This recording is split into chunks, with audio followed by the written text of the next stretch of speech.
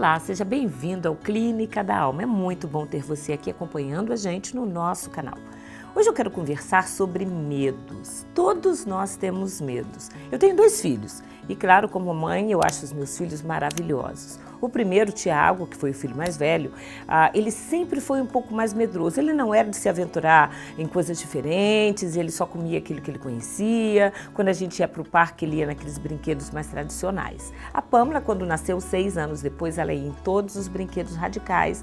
Ela literalmente subiu em todos os móveis da casa, a gente já pegou ela em cima de guarda-roupa, enfim. Ela não tinha tantos medos assim. Mas é interessante que a Pâmela, uma vez, escreveu um poema. Ela tinha cerca de 6 anos e ela estava começando a escrever, 6, 7 anos, e ela escreveu um poema e a primeira frase eu nunca mais me esqueci. O poema começava assim: o medo me cobre como se fosse um cobertor. E eu achei muito interessante, fui conversar com ela sobre medo e perguntei: quais são os seus medos? Ela dizia: mãe, eu tenho medo de sair na rua e me perder, eu tenho medo do meu irmão não gostar mais de mim, eu tenho medo das minhas amigas não gostarem de mim, enfim, aqueles medos infantis. Medos que as crianças em geral têm. Medo do escuro, medo de bicho-papão, porque tem gente que canta música de bicho-papão para criança pequena. Medo de se perder, medos infantis normais do nosso dia a dia. A verdade é que a gente vai passando a vida e os medos vão ficando específicos. É normal que quando criança a gente tenha medo de escuro, mas também a gente precisa cuidar para que os nossos filhos possam ir vencendo seus medos e, claro, na adolescência vem o medo do vestibular, é o medo da espinha, é o medo do casamento, depois é o medo de engravidar ou não engravidar, medo dos filhos crescerem, medo de quando a solidão chegar, o ninho ficar vazio, medo da viuvez, medo da velhice. São medos específicos ao longo da vida. É claro também que a cada fase da vida ou momentos da vida a gente tem medos que são muito relativos e muito específicos. Por exemplo, eu lembro que uma vez eu e o Álvaro estávamos viajando, nós estávamos em Viena, na Áustria, e nós fomos passar o dia em Budapeste, que é a capital de um outro país da Hungria. Fica próximo, a gente de trem faz isso em 1 hora, 1h30, voltamos. E quando a gente estava chegando na estação de Viena, uma estação linda, enorme, a estação principal, nós estávamos caminhando assim, com bastante calma, mas era uma fase de muito terrorismo, de muitas ações assim, isoladas de terrorismo na Europa. E nós estávamos caminhando e de repente a gente só ouviu uma multidão de jovens gritando: corre, corre, corre, todo mundo correndo, todo mundo correndo.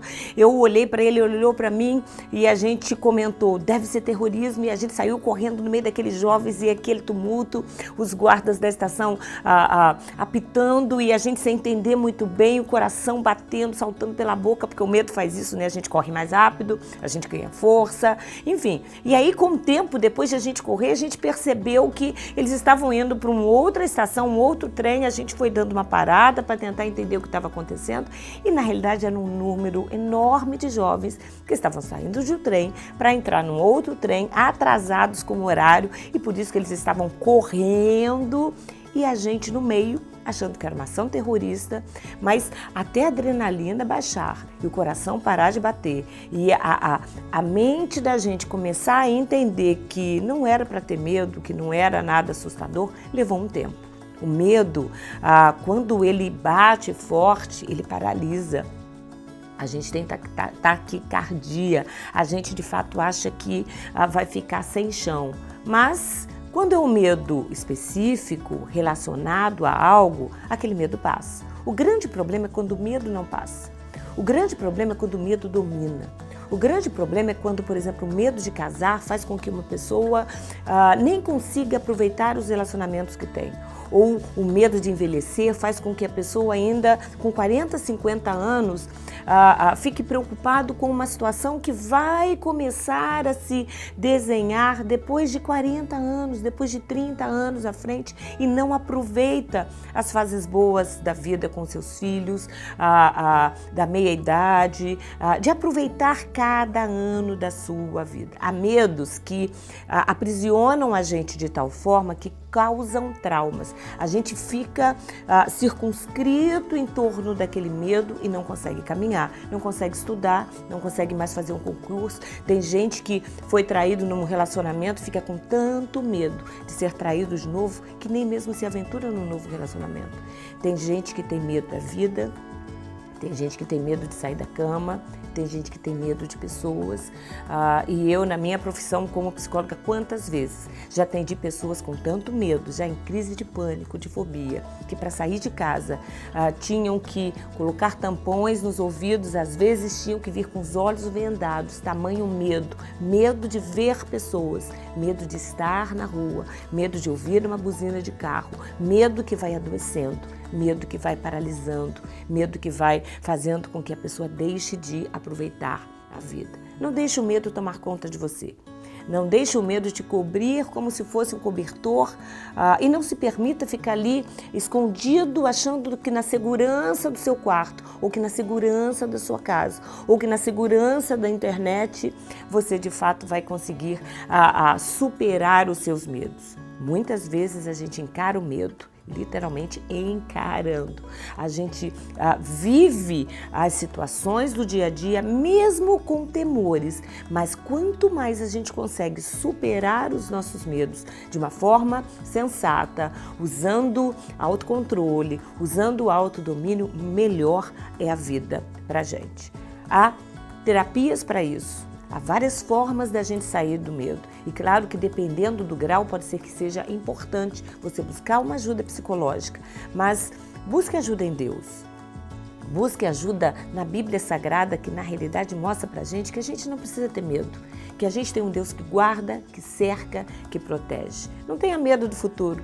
O nosso futuro está nas mãos de Deus. Claro que a gente vai fazer tudo o que nos cabe fazer. A gente vai trabalhar, a gente vai ter um plano de aposentadoria, a gente vai cuidar o melhor dos nossos filhos, a gente vai cuidar da nossa saúde, a gente vai organizar o nosso cotidiano, a gente vai esquematizar o melhor que a gente puder o nosso futuro. Mas no fundo, todas as coisas sempre vão estar na mão de Deus. Não viva com medo, não deixe o medo dominar a sua vida.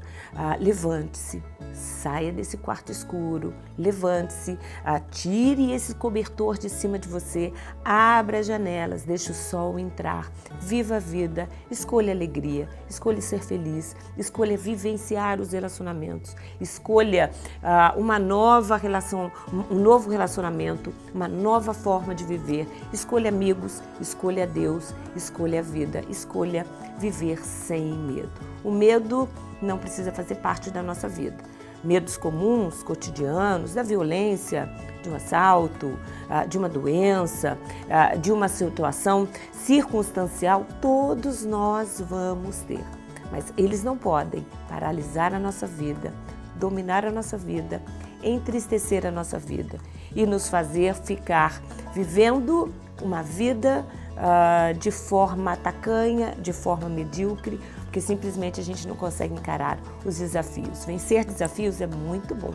Faz com que a gente perceba o grande amor de Deus pela gente. Faz com que a gente perceba que a gente tem muito mais a oferecer, a dar e a vencer do que a gente imagina. Que Deus te abençoe.